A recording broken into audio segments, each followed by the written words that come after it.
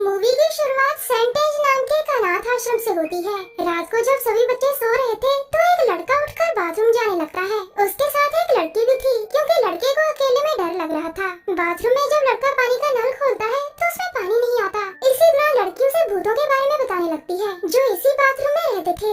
भूतों की बातें करते करते वो वहाँ से जा ही रहे थे कि तभी नल में पानी आना शुरू हो जाता है। पानी की आवाज सुनकर लड़का वापस बाथरूम में आकर सभी नलों को बंद करने लगता है। तभी उसे महसूस होता है कि जैसे शीशे के पीछे कोई है। इसके बाद वो बाथटब पर चढ़कर शीशे के पास जाकर उसे ध्यान से देखने लगता है। उसी समय बिजली गरजने लगती है। वो लड़का डर के मारे नीचे गिर जाता है और सिर पर चोट लगने के कारण मर जाता है। बाथरूम के बाहर बैठी लड़की ने लड़के के गिरने की आवाज सुन ली थी, जिसके बाद वो उसे देखने बाथरूम में जाती है, जहाँ वो उस लड़के की लाश देखकर जोर से चिल्लाती है। कुछ दिनों बाद इस अनाथ आश्रम में एक नई हाउसकीपर आती है जिसका नाम ऐना था। अनाथ आश्रम की हेड ऐना का स्वागत करती है और जंगल के रास्ते से उसे अनाथ आश्रम लेकर जाती है।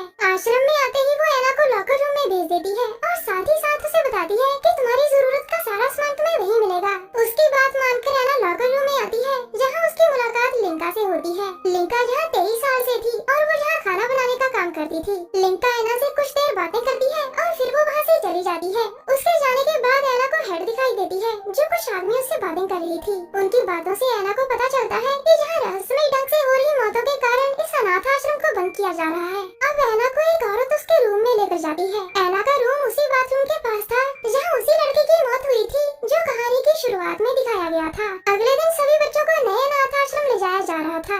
जब सभी बच्चे बस में चढ़ रहे थे तो एक बच्ची भागकर ऐना के पास आती है और उसके कान में कुछ कहकर वापस भाग जाती है। ये वही बच्ची थी जो उस रात को लड़के के साथ बाथरूम गई थी, मगर पता नहीं इसने ऐना से ऐसा क्या कह दिया था जिससे कि ऐना परेशान होने लगी थी। बच्चों के चले जाने से ऐना को पूरा अनाथ आश्रम खाली लगने लगा था। अचानक ऐना को चक्कर आने लगते हैं, जिसके बाद वो बाथरूम में जाकर फ्रेश होने लगती है। मगर ये क्या, ऐना तो प्रेग्नेंट थी जिसे वो अपने शरीर पर बहुत सारे कपड़े लपेट कर छुपा रही थी। ऐना के पास एक स्टेथोस्कोप भी था जिसे वो अपने बेड के नीचे छुपा कर रखती थी। उसी समय ऐना को कोई आवाज सुनाई देती है और वो वापस अपने कपड़े पहनकर आवाज की तरफ जाने लगती है। सीढ़ियों से होते हुए ऐना ऊपर के कमरे में पहुंच गई थी जहाँ ऐना को एक लड़की जूड़ी मिलती है। दरअसल ऐना ने जो आवाज सुनी थी वो आवाज जूड़ी की थी। जूड़ी एक धुन गुनगुना रही थी। जूड़ी ऐना को बताती है कि वो इस अनाथ आश्रम को पैराडाइज कहती है, मगर जूड़ी ऐना से कुछ नाराज सी भी लग रही थी, इसीलिए वो जल्द ही उसे अपने कमरे से भगा देती है। अब ऐना लिंका के पास किचन में आ गई थी। वो दोनों अभी जूड़ी के बारे में बातें ही कर रही थी कि तभी वहाँ जूड़ी आ जाती है।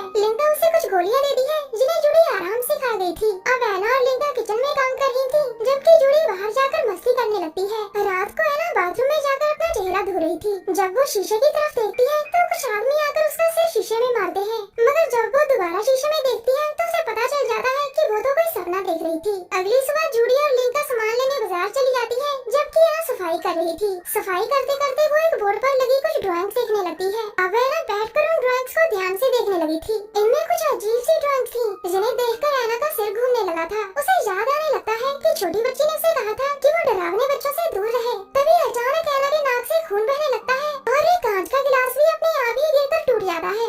ये सब देखकर ऐना को चक्कर आने लगते हैं और वो कांच के टुकड़ों पर गिरकर बेहोश हो जाती है। कुछ देर बाद जूड़ी और लिंका वापस आ जाती है और वो बेहोश हो चुकी ऐना को उठाकर उसके कमरे में लाती है। होश में आने पर ऐना बहुत अग्रेसिव हो गई थी जबकि लिंका उसे शांत कर रही थी। असल बात तो ये थी कि ऐना की सच्चाई उनके सामने आ चुकी थी। जूड़ी और लिंका को पता चल चुका था कि ऐना प्रेग्नेंट है, मगर लिंका बहुत ही अच्छी औरत थी। वो ऐना से वादा करती है कि वो उसकी सच्चाई किसी को नहीं बताएगी। ऐना लिंका को बताने लगती है कि उसने बहुत दुख दर्द देखे हैं जिन्हें अब वो याद नहीं करना चाहती। ऐना लिंका को अपनी पास्ट लाइफ के बारे में बताते हुए बहुत दुखी हो गई थी और उसे दुखी देखकर लिंका उसे प्यार की जप्फी देती है। कुछ दिनों बाद ऐना एक झूले पर बैठी थी। जब वो झूले से नीचे उतरती है तो उसका पैर एक रस्सी पर पड़ता है। ऐना उस रस्सी को निकालकर उसके पीछे पीछे जंगल में पहुंच गई थी, जहाँ आकर ऐना देखती है कि लकड़ियों के बॉक्सेस से आगे जाने का रास्ता बंद किया हुआ था। वो उन्हें हटाकर देखती है तो उसकी नजर कुछ फाइल्स पर पड़ती है। वो जैसे ही उन फाइल्स को खोलकर देखने लगती है तभी वहाँ आश्रम की हेड आ जाती है जो किसी खास काम के लिए लौट कर आई थी। वो ऐना को यहाँ देखकर उसे भला बुरा कहने लगती है।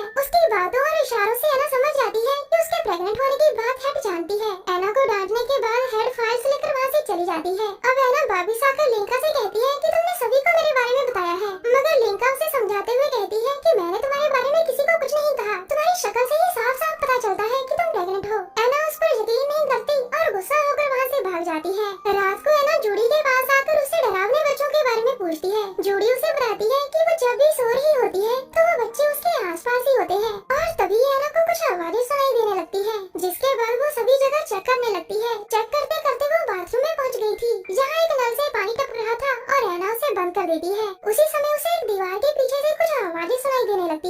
दीवार के पास जाकर वहाँ बनी लकड़ी की दीवार को हटा देती है। इस दीवार के पीछे पानी की पूरी पाइपलाइन का कनेक्शन दिया गया था। अब जहाँ से निकलकर एना पास के ही कमरे में जाती है, जहाँ उसे दीवार में छुपाया हुआ एक बॉक्स मिल जाता है। इस बॉक्स के अंदर कुछ बच्चों के डॉक्यूमेंट्स थे, जिन्हें देखते देखते एना को नींद आ गई थी। सुबह होते ही एना उठकर जल्दी जल्दी लिंका के पास जाती है और उसे वही फाइल्स दिखाती है जो उसे रात को बॉक्स में से मिली थी। उसके पूछने पर लिंका उसे बताती है कि दूसरे विश्व युद्ध के बाद 1946 में जब जूडी यहाँ आई थी, तो जूडी के साथ साथ 300 और बच्चे भी यहाँ आए थे। उस समय जूडी को छोड़कर बाकी सभी बच्चों की मौत हो गई थी। तब से जूडी यहाँ हमारे पास ही रह रही है। एना उससे और जानना चाहती थी, मगर लिंका रोते हुए वहाँ से चली जाती है। इसके बाद एना रात को फिर से जूडी से डरावने बच्चों के बारे में पूछती है। जूडी एना को बताना तो चाहती थी, लेकिन उसे कुछ भी ठीक से याद नहीं आ रहा था।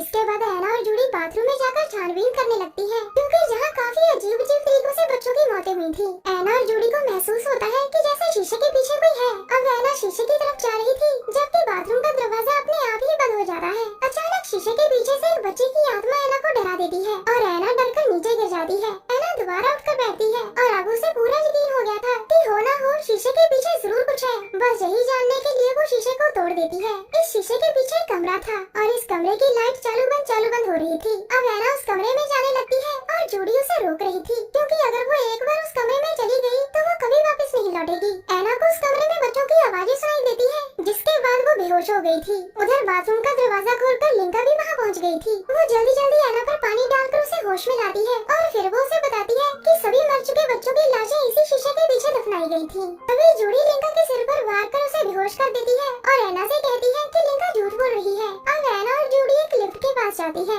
जूडी उसे आगे जाने से मना करती है, पर एना उसकी बात नहीं मानती। एना लिफ्ट में बैठकर अनाथ आश्रम के बेसमेंट में पहुंच गई थी। ये बेसमेंट बहुत ही साफ सुथरा था। एना को इस बेसमेंट में बहुत सारे बच्चे दिखाई देने लगते हैं। उसी समय एना को लेबर पेन शुरू हो जाता है। अब एना दर्द से तड़प रही थी, जिसके बाद वो सभी बच्चे उसे घेर लेते हैं और उसकी डिलीवरी करने में उसकी मदद करने लगते हैं। इधर एना का बेबी इस दुनिया में आ रहा था और दूसरी तरफ लिंका हेड के साथ मिलकर एना को ढूंढ रही थी। तभी उन्हें एना अपने बच्चे के साथ मरी हुई मिलती है। कुछ दिनों बाद अनाथ आश्रम में जो लोग बचे थे, वो भी यहाँ से जाने वाले थे। लिंका एना को याद कर बहुत दुखी होने लगती है। जूडी जाने से पहले एक बार पूरे अनाथ आश्रम को आखिरी बार देखने जाती है। इसी दौरान वो जैसे ही एना के कमरे में जाती है, तो वहाँ उसे एना और बाकी बच्चों की आत्माएं नजर आती है। एना ने अपनी गोद में अपने बेबी को भी उठा रखा था। उसे देखकर जूडी समझ जाती है कि बाकी बच्चों की तरह एना की आत्मा भी यहाँ कैद हो गई है। तभी वहाँ हेड आकर जूडी को अपने साथ चलने को कहती है, जिसके बाद वो सभी इस अनाथ आश्रम को हमेशा हमेशा के लिए छोड़कर चले जाते हैं। और इसी के साथ इस कहानी का यही अंत हो जाता है।